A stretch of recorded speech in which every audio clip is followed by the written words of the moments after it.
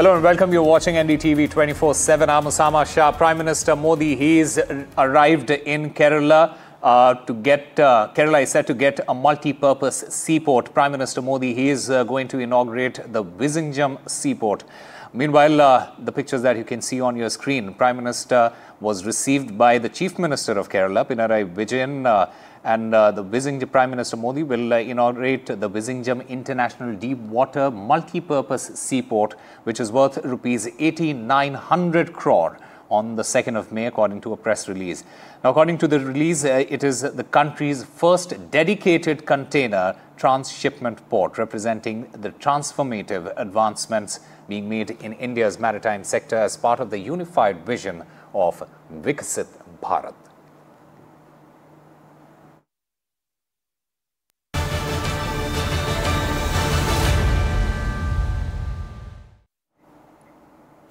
A political clash has erupted over the Modi government's decision to conduct a caste census. The BJP hails it as a historic move by the Prime Minister, accusing the Congress of arrogance and dismissing claims of others taking credit. The Congress, in the meanwhile, has asserted that the government was compelled to act due to their pressure. The opposition, including the India bloc, celebrates it as a victory, claiming their efforts forced this decision. Posters near Congress headquarters staked claims to the credit, intensifying the dispute.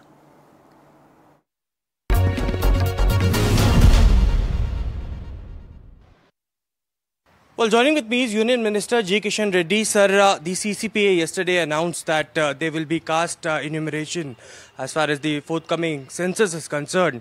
There has been a credit war which is going on between the NDA allies and the Congress. They're saying that it was Rahul Gandhi who pressurized the government. It was an organized campaign of Rahul Gandhi that led to this decision. How do you see this credit war? Rahul Gandhi pressure से झुकने वाला सरकार नहीं है। राहुल गांधी कोई count पे नहीं लेते हम।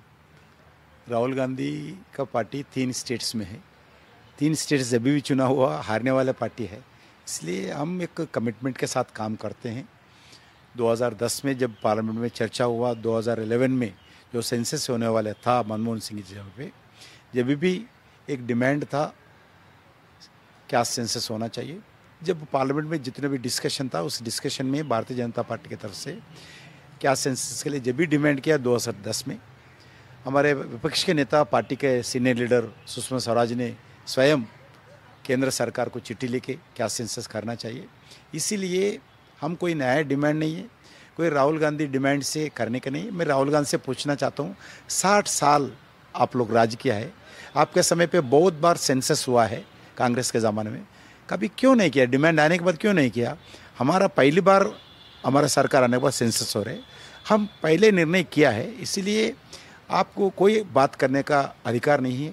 जितने इस देश में ओबीसी को अन्याय किया है कांग्रेस पार्टी, नेहरू हो, श्रीमती इंदिरा गांधी जी भी हो, राजीव गांधी भी हो, क्या सेंसस के समय पर, बीसीस के समय पर, समय पर बीसीस को अन्याय करने वाले पार्टी कांग्रेस है। इसीलिए उनको कोई क्रेडिट देने का जरूरत नहीं, क्रेडिट लेने का जरूरत नहीं, लेने का अधिकार भी नहीं है, और उनका डरने की जरूरत नहीं। कांग्रेस पार्टी का सर्टिफिकेट भी हमारे को जरूरत नहीं।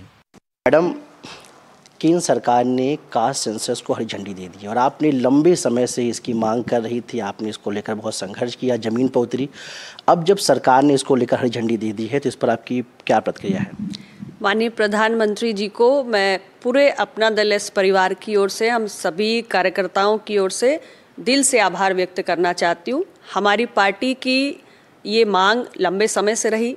डॉक्टर सोनेलाल पटेल जी ने जब अपना दल की स्थापना की, तब से लेकर आज तक हम इस विषय को सड़क से लेकर आज संसद तक उठाते आए हैं।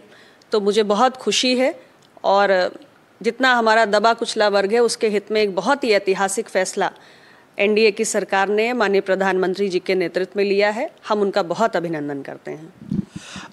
मैम, जब सरकार ने हरी झंडी दे दी है, तो अब इसको लेकर, क्रेडिट को लेकर होड़ मच गई है।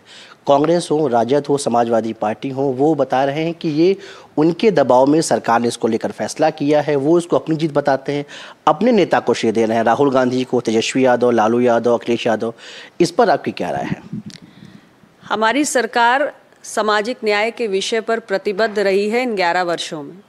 इससे पहले भी एक नहीं कई फैसले हमारी सरकार ने किए जो SC, ST, OBC वर्गों के हित में थे। मैं 2 फैसले बताना चाहूँगी, खास तौर से OBC वर्गों के हित में। नीट में PG एडमिशन्स में OBC का कोटा लागू नहीं था। प्रधानमंत्री जी की सरकार ने ये फैसला किया। OBC कमीशन के पास संवैधानिक दर्जा नहीं था। हमारी सरकार ने इस पर कॉन्स्टिट्यूशनल अमेंडमेंट लाके इस काम को पूरा किया। ये विषय तो UPA की सरकार के समय से लंबित थे और ये तमाम पार्टियां जो इनकी सहयोगी हैं, इंडी गठबंधन में शामिल हैं, वो इनके साथ थी, कांग्रेस के साथ थी, बाहर से समर्थन कर रही थी, सरकार में शामिल थी। तब क्यों नहीं इन्हें इन विषयों का हल करने का याद आया? JDU National Working President and JDU MP Sanjay Jha joins us now. Thank you, Mr. Jha, for speaking to NDTV. My first question to you, sir. Bihar was one of the first states, in fact, the first state to conduct a caste survey, also release the data, which is very important in this case. What have been your learnings from that experience? And in that context, how do you see the centre's decision to conduct a nationwide caste census? Now, we thank the Prime Minister. Such a historic decision he has taken. And you know, my leader and my Chief Minister Nitish Kumar ji has been raising this issue for long. When he was Member of Parliament also, he raised this issue. And as a Chief Minister also, he has been raising that there should be a caste census. And he met Prime Minister also in 2021. And again, Bihar has done the survey. We are the only state who has done the survey scientifically. We have done the survey and we released the data. And after releasing the data, because it is the census of caste counting also and economic status also, then CM decided that we have to take some affirmative action on the basis of this data. And he has taken those affirmative action with this data. So Bihar is pioneering in this field. And we are very thankful to the Prime Minister, my party, my leader, that he has taken such a historic decision. Meanwhile, the opposition is up in arms and is celebrating this decision by the Modi government and emphasizing that it is all due to the pressure created by them. Listen in. Caste in our social system, caste is a reality. We can't forget the caste. In order to bring about a change in the society, in order to bring about an equality in the society, in order to eradicate the caste system in the society,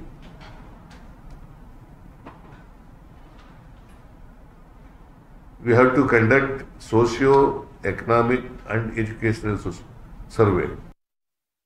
ji, caste census को लेकर मेरे को आज भी वो दिन याद है, बांसवाड़ा ट्राइबल डे, और आपने अनाउंस किया था 2023 में कि अगर आपकी सरकार वापस आती है तो आप कास्ट सर्वे कराएंगे। तो क्या सोच के आपने किया था और कितना अहम मुद्दा है ये आपको, और कहीं ना कहीं क्या बीजेपी ने आपका मुद्दा छीन लिया है? नहीं, बीजेपी ने तो राहुल जी की जो बात थी, जो वो हाउस के अंदर बाहर लगातार बड़े जोरदार तरीके से उठा रहे थे और पूरा देश में एक माहौल बन गया था, तब मजबूरी में इनको करना पड़ा। और हम लोग जो बोल रहे थे उसमें राहुल जी की लगातार ये मंशा थी, और सोशल सिक्योरिटी हमारा ध्येय भी था राजस्थान के अंदर। तो सोशल सिक्योरिटी के लिए जरूरी है कि आप जातिगत जनगणना हो, तो एक ट्रांसपेरेंसी आए, और जो आरोप लगते हैं, जो सच्चाई भी है कि ब्यूरोक्रेसी में, जुडिशरी में कहीं पे भी SC, ST, OBC के लोगों के स्थान नहीं मिलता है। तो राहुल जी ने तो बड़ा एक्सप्लेन किया उसके अंदर भी कि भाई ये कब तक चलेगा, ये अब 70 साल के बाद में भी उम्मीद करते हैं। तो जातिगत जनगणना की बात जब शुरू हुई तो उतनी ज़बरदस्त तरीके से हुई, आखिर में NDA गवर्नमेंट करना पड़ा। As the Jitni Abadi Utna Haq demand gains momentum ahead of the Bihar polls, the BJP's 2025 caste census promise, it faces heat, with states pushing past the 50% quota cap and courts striking down quota hikes. The debate over equal opportunity versus affirmative action has intensified. Can the Modi government balance Deen Dayal Upadhyay's Antyodaya vision with the growing call for proportional representation? a political tightrope awaits. Here's a report. जब caste census होगा तो government किसी की भी हो उनको 50% के threshold को ब्रेक करना पड़ेगा। प्राइवेट जगहों पर, संस्थाओं में नौकरी, रोजगार, इन तमाम सवालों पे और बहस छिड़ेगी। We are going to put pressure on the government to make sure that 50% cap is destroyed.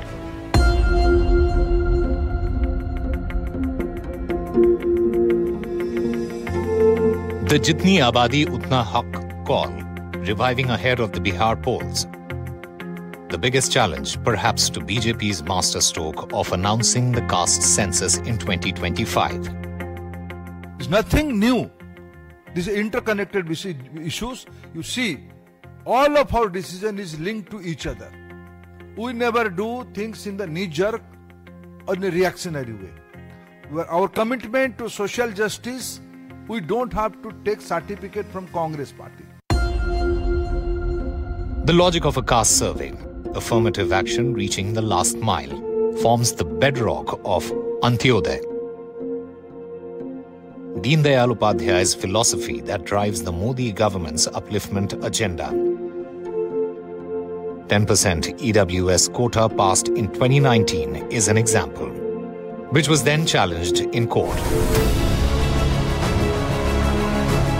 The quota journey that began with the Mandal Commission report challenged in the top court saw a not more than 50% quota cap put.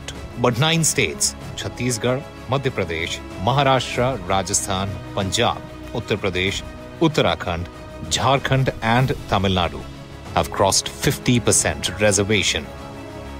Both Bihar and Maharashtra governments faced setbacks in 2023 and 2018 when their attempt to increase quotas were nipped in the bud by the courts. The House remains divided. Rule of equal opportunity versus true affirmative action to match growing numbers of backward classes. And then there is the question of creamy layer. A political tightrope walk indeed. NDTV Bureau Report.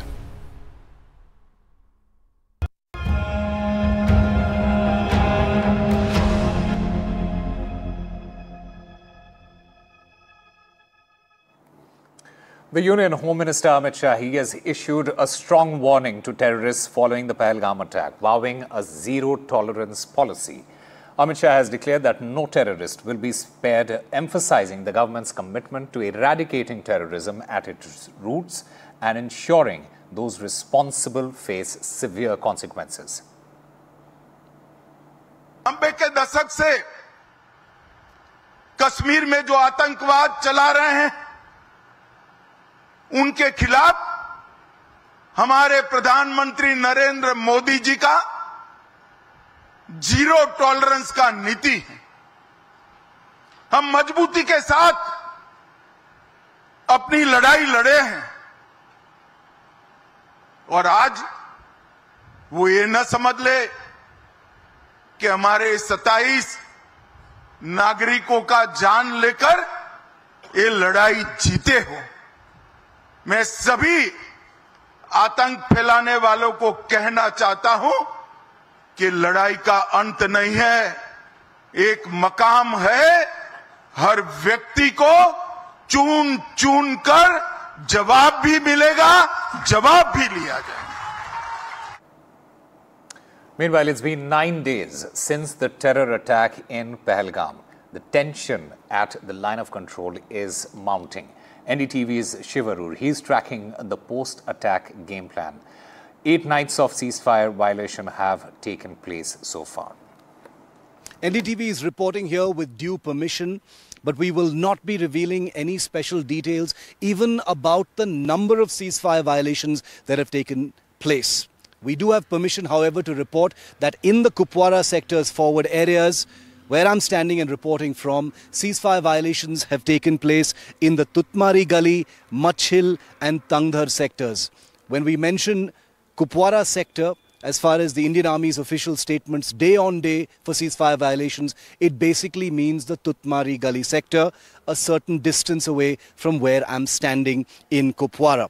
Now, these ceasefire violations, we're given to understand, have been happening between 30 to 40 minutes before sunrise, leading the security forces to believe that these may also be about helping infiltration attempts of terrorists. In 2021, when the ceasefire finally came into effect once again, ceasefire violations by the Pakistan Army at that time were taking place across the entire stretch of the day. This time they're happening at night for only about 30 to 40 minutes. The Pakistan Army is using general purpose machine guns and are being faced by medium machine guns on the Indian side.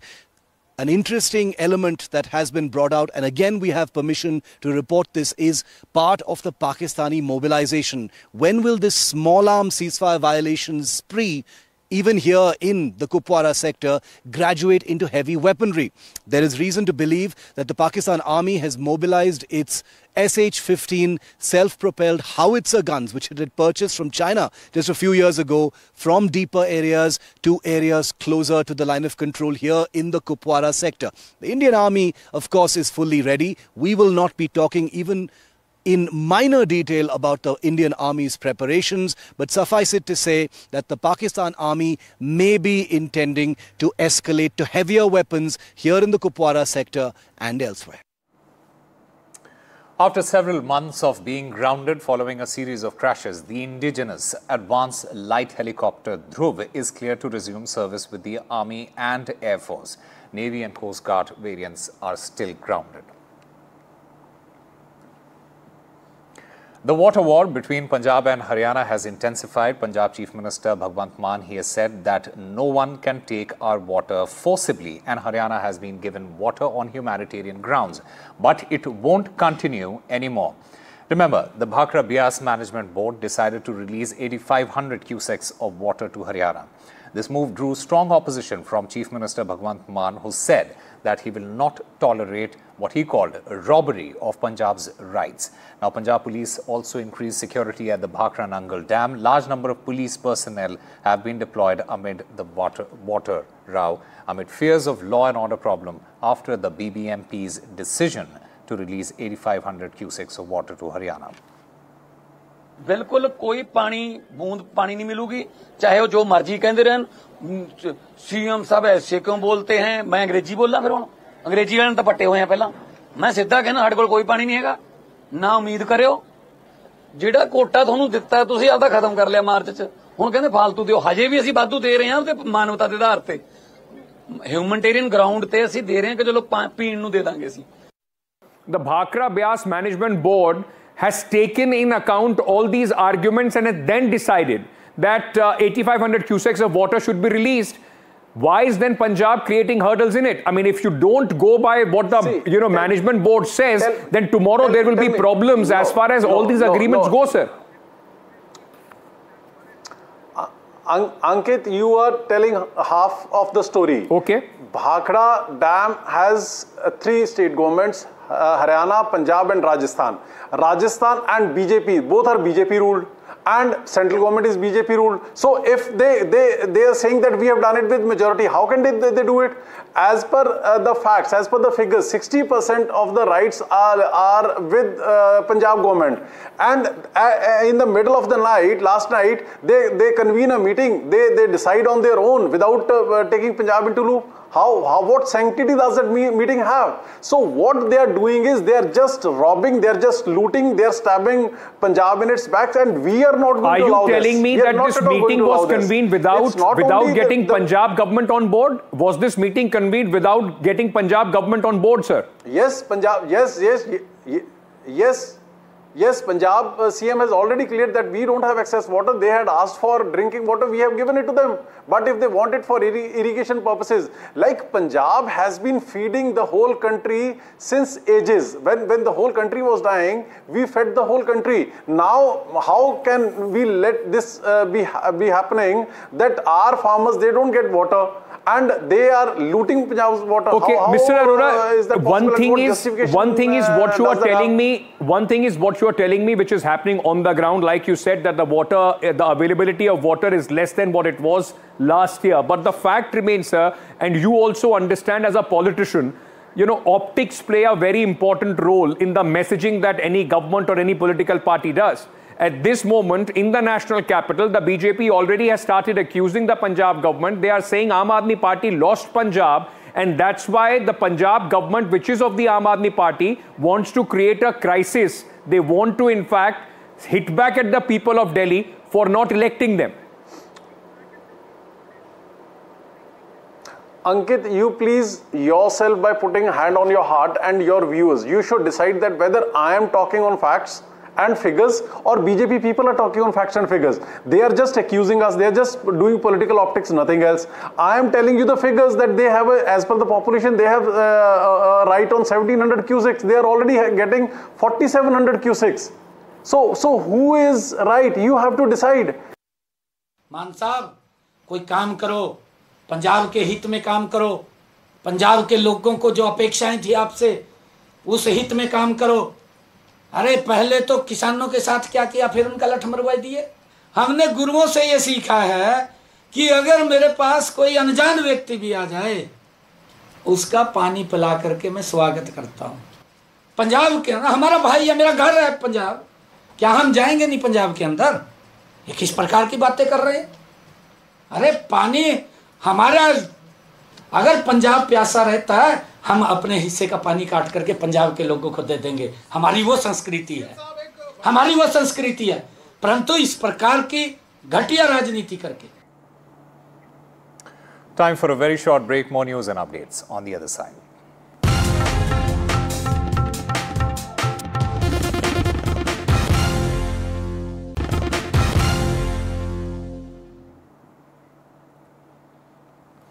Welcome back. US President Donald Trump's National Security Advisor, Michael Waltz, and his deputy, Alex Wong, they are reportedly stepping down. This marks the first significant change to Trump's national security team since he returned to office in January. Waltz came under intense scrutiny in March this year after he mistakenly added the Atlantic's Jeffrey Goldberg in a Signal chat group meant to discuss plans of a military strike on Houthi targets. Despite initial denials, Waltz reportedly admitted behind closed doors that classified information had been shared on that chat, triggering a debate in the White House about whether he should step down. Mike Waltz reportedly now stepping down is Signalgate, which was when Mike Waltz accidentally added Atlantic editor-in-chief Jeffrey Goldberg into a group chat with top US officials where they were discussing crucial details, classified details about US striking Houthi targets in Yemen. And it was later understood and found in an internal probe in the White House that Mike Waltz in fact himself added Jeffrey Goldberg while he was trying to add another top US official into this group chat. However, this internal probe did clear Mike Waltz of any wrongdoing in this matter, and in fact US President Donald Trump in various instances has repeatedly said that he does not have any intention of firing Mike Waltz. But now there are reports emerging that he is likely to step down, and one of the key reasons apart from Signalgate is the external pressure that the Trump administration has been facing by both Republicans and Democrats to fire either Mike Waltz or Pete Hegseth, who did share classified information on this Signal chat. But it is yet to be known, yet to be confirmed whether indeed Mike Waltz will be quitting. But this is one of the most significant overhauls within the personnel changes within the Trump's second-term administration. The Grand Waves Summit is underway in Maharashtra's Mumbai. Bollywood superstar Shah Rukh Khan, he took on the insider and outsider debate. He said that terms like hunger, ambition and hard work often get romanticized, and it doesn't matter if you are an insider or outsider, but you should know how to hold your ground. Listen in.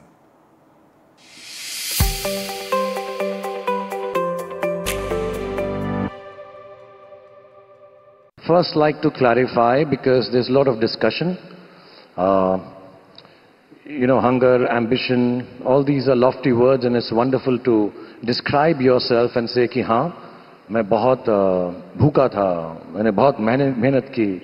These are lofty words once you have made it big, so I don't believe in them. I also have a problem about distinction of this insider and outsider. I think it is not important where you come from.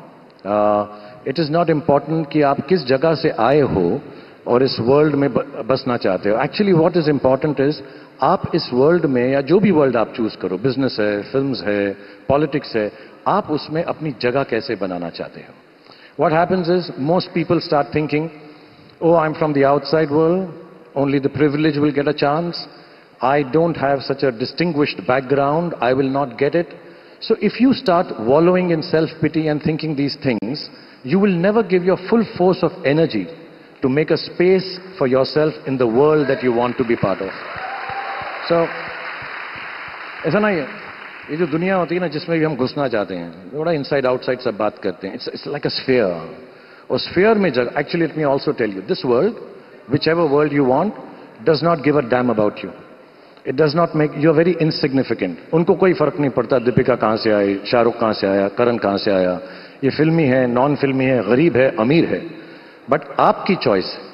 So you have to find space in that sphere by pushing it and working hard, finding out how this world works, and then give your best to it. And जब मैं यहाँ पर आया था, I never thought I cannot be part of this world because I'm an outsider. I believed यही मेरी दुनिया है. And to be honest, everybody in the film industry from day one embraced me with open arms, like a new sun landing on Marine Drive. So I felt like ये दुनिया मेरी है, ये जगह मेरी है, because I believed this is the world I want to belong to. And I lost, I think in 24 hours, one whole family, and I gained a new family. Time for a very short break. More news and updates on the other side.